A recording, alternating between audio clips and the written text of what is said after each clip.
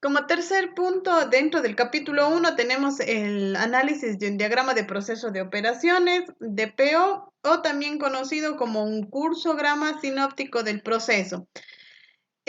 Como primera parte tenemos una definición del DPO. ¿Qué es el DPO? El DPO es una representación gráfica de todas las operaciones e inspecciones que forman parte del proceso.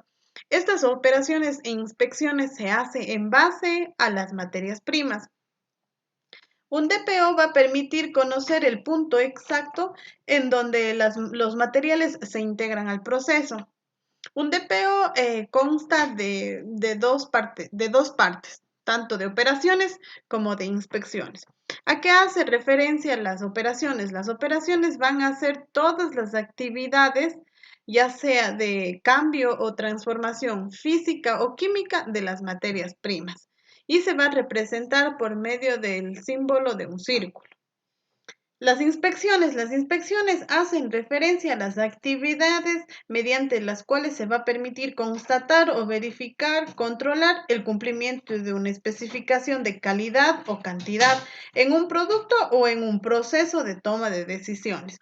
Y la simbología de la inspección es un cuadrado. Estas dos simbologías van a tener números inscritos en ellos dependiendo de la secuencia que se lleve. Y eso vamos a ver a continuación. ¿Cuáles son los pasos para la elaboración de un DPO? Como primer punto, vamos a determinar el proceso a analizar. ¿Cuál es el proceso del cual vamos a partir para poder realizar el DPO? Como segundo punto, tenemos definir las materias primas necesarias para el proceso. Para la elaboración y para la ejecución de un proceso, siempre vamos a tener materias primas.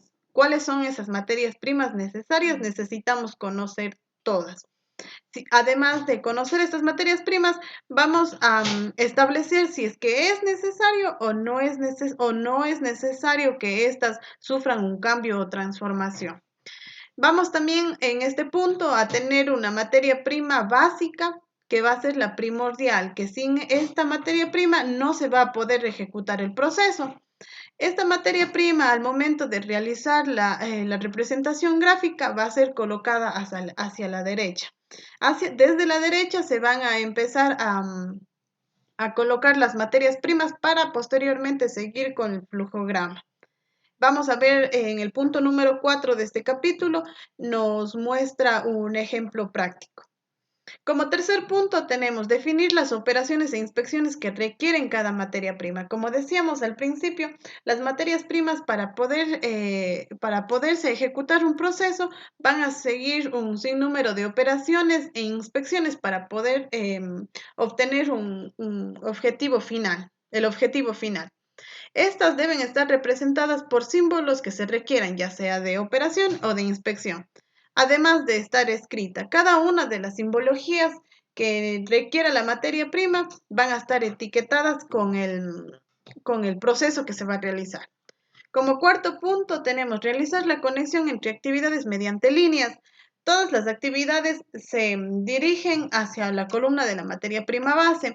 Vamos a ver cómo al final se tiene que ir graficando este gráfico, esta representación gráfica. Como quinto punto tenemos que vamos a numerar correlativamente las actividades simbolizadas en el diagrama. ¿A qué hace referencia esto? A que de la numeración va a depender la secuencia, es decir, la numeración va a ser el eje fundamental para poder conocer cuál es la secuencia que sigue el proceso, cuáles son los pasos que se tienen que ir ejecutando para poder llegar al final del proceso. Tenemos una nota importante que nos dice que las materias primas que no sufren cambio o transformaciones se incorporan al proceso mediante una línea horizontal que llega directamente al punto conveniente. Entonces, todos estos pasos vamos a poder analizar mejor en el siguiente punto, en el punto número 4, que es un ejemplo práctico. Entonces, como ejemplo práctico, nos hemos planteado analizar un proceso como primer punto, el DPO de la elaboración de una chompa. Vamos a, siguiendo con los pasos que establecimos anteriormente, tenemos la definición de las materias primas. Decíamos que tenemos la materia prima base o básica, que va a estar colocada hacia la parte derecha. De aquí, de aquí vamos a ir colocando todas las materias primas. Pero en este punto, en este DPO, en este proceso, solamente tenemos que estas dos materias primas van a sufrir cambios, que son la tela de algodón y la tela de resorte. Para elaborar una chompa necesitamos hilos, pero los hilos no requieren una transformación. Tal vez podemos necesitar cierre, pero los cierres no requieren una transformación porque ya viene el artículo, ya viene elaborado. ¿Qué más necesitamos? Necesitamos también las etiquetas. Las etiquetas no sufren una transformación porque ya vienen previamente establecidas, previamente ya procesadas y fabricadas. Entonces, vamos a trabajar este DPO en base a estas dos materias primas, teniendo en cuenta que la tela de algodón es la materia prima base. Entonces, luego tenemos la definición de las actividades. Vamos a ver qué es lo que vamos a hacer con cada una de estas materias primas. Con la tela de algodón, ¿qué vamos a hacer? Con la tela de resorte, ¿qué vamos a hacer? A la tela de algodón le vamos a trazar, cortar, luego vamos a unir la parte delantera con la trasera, que son las que cortamos anteriormente. Vamos a coser los puños, los cuellos y las cinturas a esta tela de algodón. Vamos a inspeccionar. Tenemos aquí también un cosido. Antes del empaquetado tenemos un planchado. ¿Qué vamos a realizar con la tela de resorte? Con la tela de resorte vamos a trazarla y vamos a cortarla.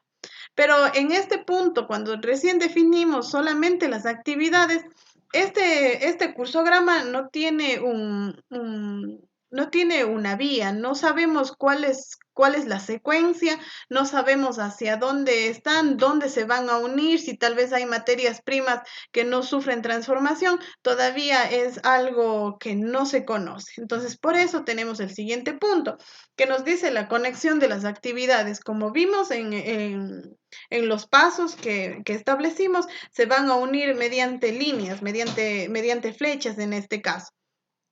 Entonces aquí ya va tomando sentido el proceso, porque vemos que la tela de resorte, una vez que ha sido trazada y cortada, se va a unir se va a unir a la tela de algodón antes del proceso de cosido de puños, cuello y cintura.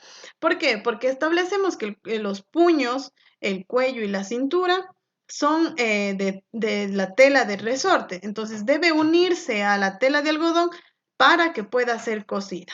Entonces aquí ya tiene una secuencia, pero aún así sigue faltando porque no sabemos qué actividad vamos a realizar primero, si primero vamos a trabajar con la tela de resorte o si primero vamos a trabajar con la tela de algodón o si primero empaquetamos o después cortamos. Entonces para eso vamos a seguir con los pasos que establecimos.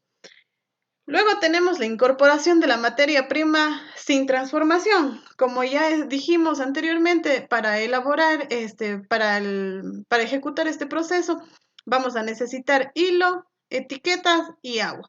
Vemos que ninguna de estas materias primas sufre una transformación.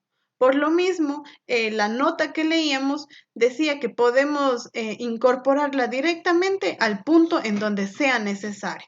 Entonces vemos que para unir la parte delantera y trasera vamos a necesitar hilo. Entonces incorporamos al hilo para poder realizar esta actividad. Igualmente, para coser los puños, los cuellos y la cintura necesitamos hilo. Incorporamos para poder realizar esta operación. Acá tenemos también un cosido y no sabíamos este cosido por qué, pero aquí sabemos que entra una etiqueta, las etiquetas de las chompas. Entonces, ingresamos la etiqueta y podemos realizar el cosido de la etiqueta con todo lo que ya se ha unido, la tela de resorte y la tela de algodón, dando forma a una chompa. Vamos con el planchado. El planchado requiere agua. Entonces vemos que antes de realizar esta operación ya tenemos el agua incorporada en el proceso.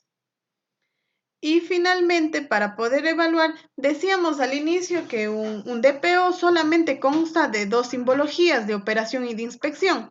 Sin embargo, también podemos ahora decir que la inspección y la operación pueden ejecutarse al mismo tiempo. ¿Cómo? En el planchado, al momento de planchar, podemos ir verificando que las costuras estén bien realizadas. Entonces, al momento de hacer, al mismo tiempo, realizamos una operación, pero también realizamos una inspección para posteriormente finalizar con el empaquetado. Sin embargo, nos sigue faltando un poco de información para conocer la secuencia de este proceso. Y es por eso que tenemos ahora la numeración de las actividades. ¿Con qué orden se van a realizar las actividades? Entonces, una vez que ya tengamos establecidas todas las actividades, todas las operaciones, podemos trabajar en lo que es la secuencia. Necesitamos en la tela, trabajar primero en la tela de algodón, luego en la tela de resorte, para que esta tela de resorte pueda venir justamente antes de la actividad número 6, porque si no se realiza antes, esta operación no se va a poder realizar. Entonces aquí vemos cuáles son las operaciones primordiales y cómo va a seguir la secuencia hasta llegar a un empaquetado. Entonces, esto sería la elaboración de un DPO, esto para una chompa. En este ejemplo, tuvimos solamente dos materias primas que sufren transformación. Sin embargo, van a haber actividades, van a haber procesos en los que vamos a tener muchísimas materias primas que van a sufrir cambios o transformaciones. Lo único que hacemos es seguir agregando de esta manera las materias primas e ir incorporando a la columna base. La columna base va a ser la columna de la materia prima base. Vamos a ir incorporando, la vamos a ir incorporando hasta poder llegar al objetivo final, que sería un empaquetado en este caso. Con esto terminamos el capítulo número 1 con el análisis del DPO. Muchísimas gracias por su atención.